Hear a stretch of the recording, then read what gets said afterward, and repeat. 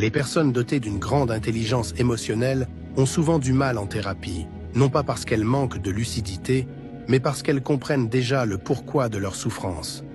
Elles savent nommer les schémas, retracer les traumatismes et même anticiper les interventions, avant que le thérapeute ne finisse sa phrase.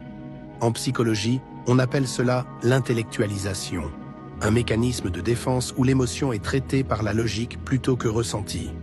Ces personnes vont en thérapie et s'expliquent mieux que la plupart des thérapeutes. Et pourtant, même en disant tout ce qu'il faut, quelque chose ne passe pas. Elles ressortent comprises, mais pas forcément soulagées. Et cela se voit aussi dans la vie quotidienne. Quand quelqu'un les blesse, elles ne pleurent pas, elles expliquent. Quand elles sont dépassées, elles ne s'effondrent pas, elles surfonctionnent.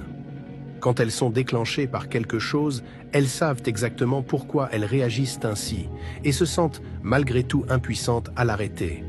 C'est l'ami qui donne toujours le bon conseil, mais ne demande jamais d'aide.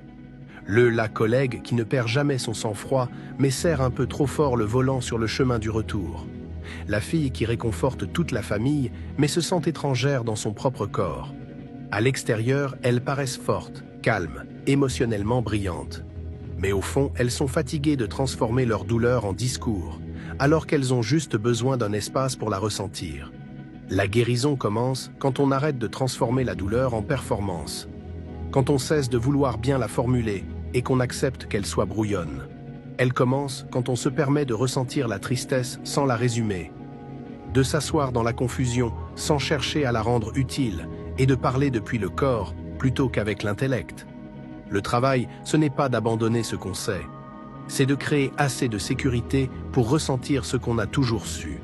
La lucidité est puissante, mais c'est la présence qui guérit. Et souviens-toi, certaines personnes ne guérissent pas en comprenant leur douleur. Elles guérissent le jour où elles se sentent enfin assez en sécurité pour ne plus avoir à l'expliquer.